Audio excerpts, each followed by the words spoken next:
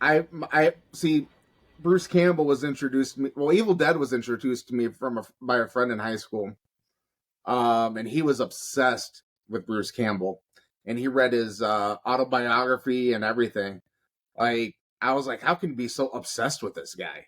I did not understand it, but at the same time, I was watching Evil Dead over and over and over again.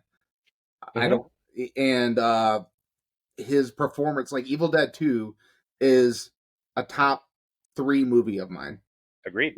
Probably one of the greatest movies I've ever. Like, if you watch it now, you can tell the woman in the Dead by Dawn woman in the basement is a total rubber suit.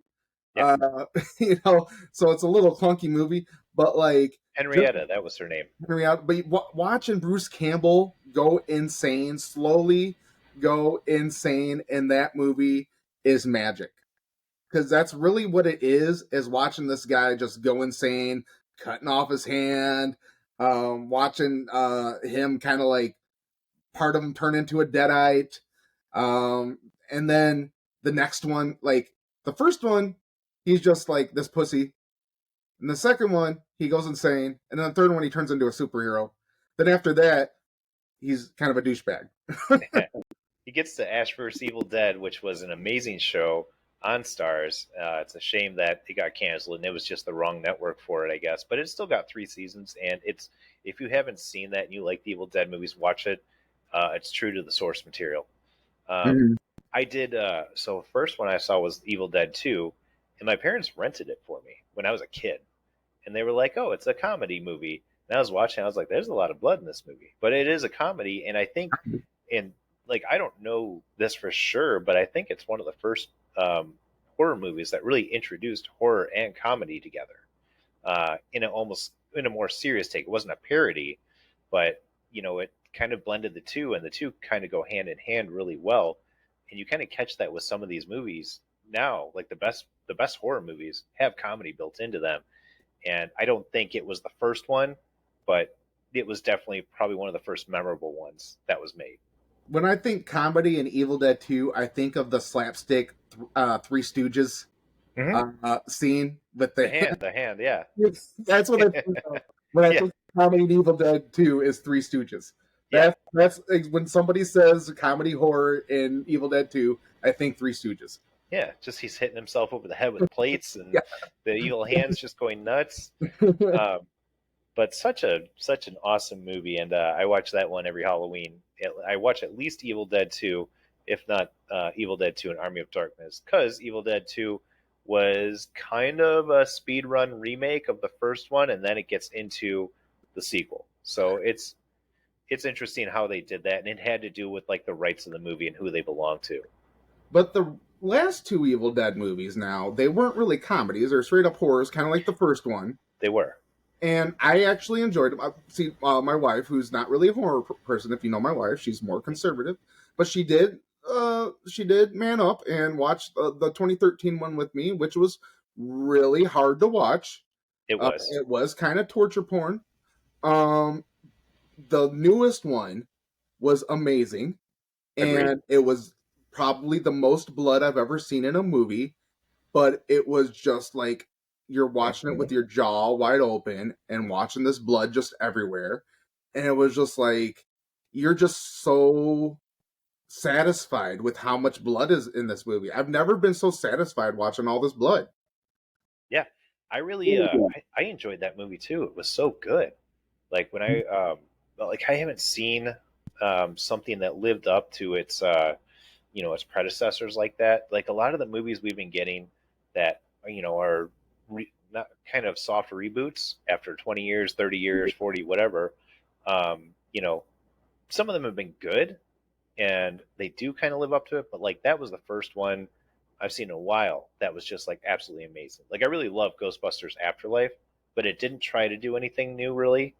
But it was fun to watch. But this one like took it in a different direction.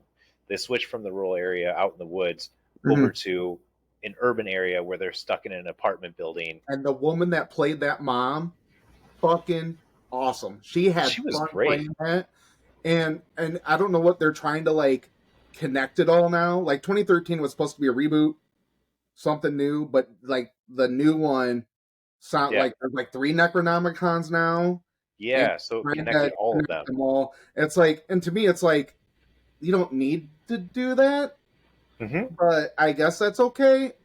I guess I kind of want it continuity in there, but it's kind of like you're trying to force some kind of continuity in Evil Dead Yeah.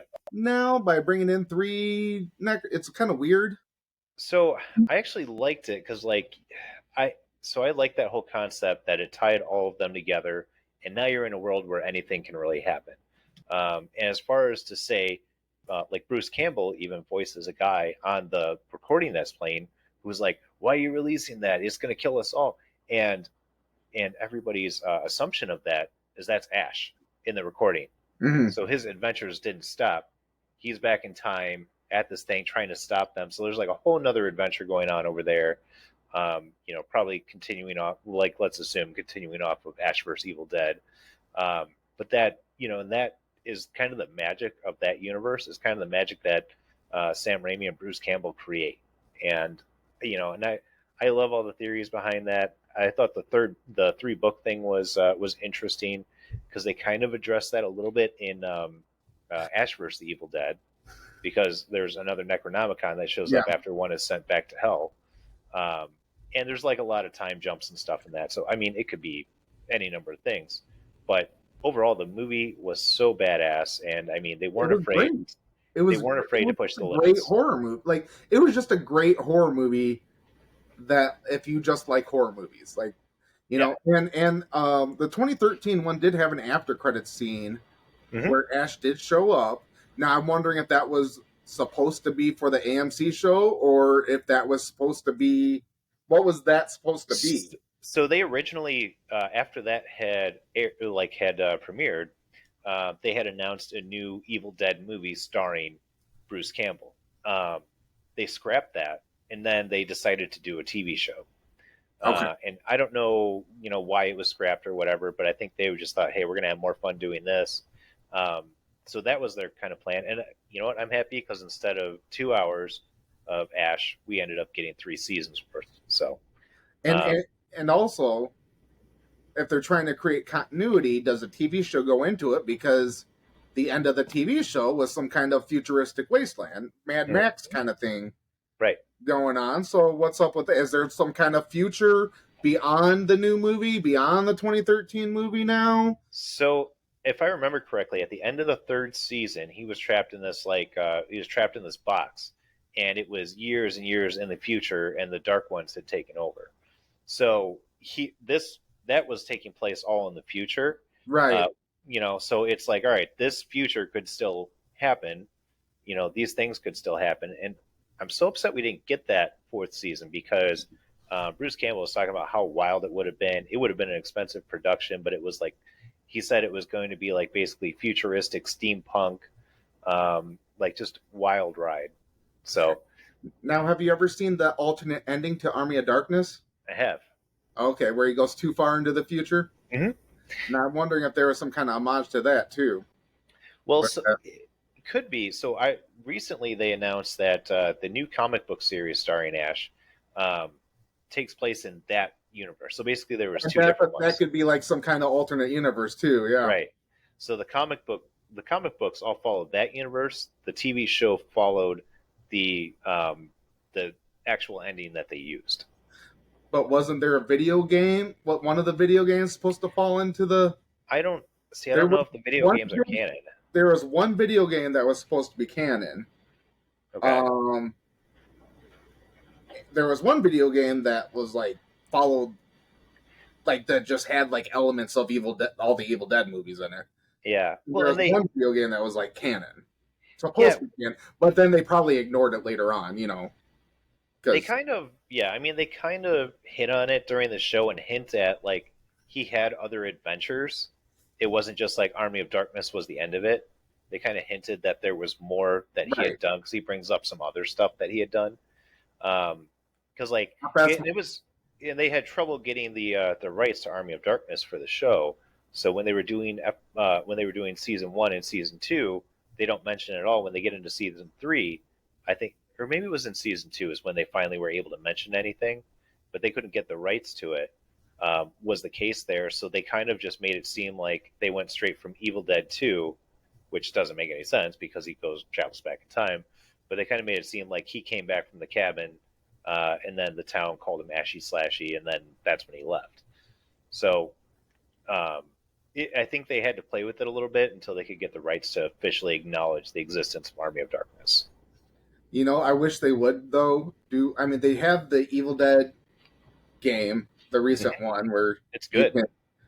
Yeah, I wish they would do like a horror game. You know what I mean? Where something like where you're stuck in the apartment or something like that. Like some kind of horror survivor, kind of like Resident Evil type of thing. They kind of have some of those.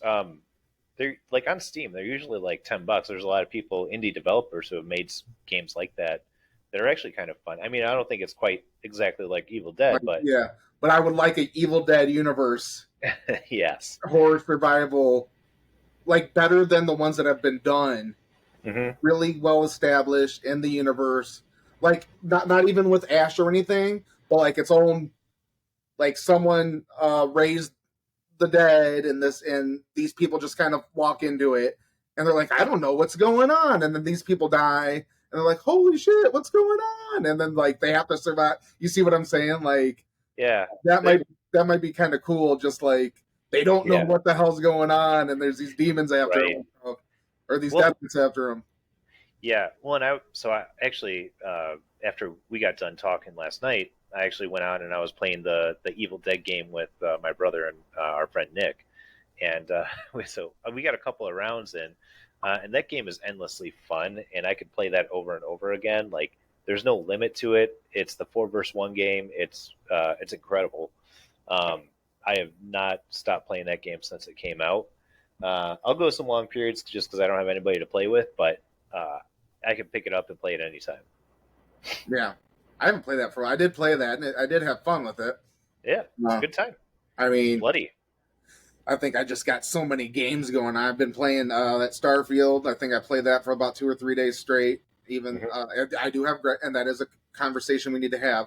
I do have gripes, but I have had fun with it, and I'm playing like 5 other games. So I do need to go back and check that out again, though. Yeah, awesome. So Discontinued. It's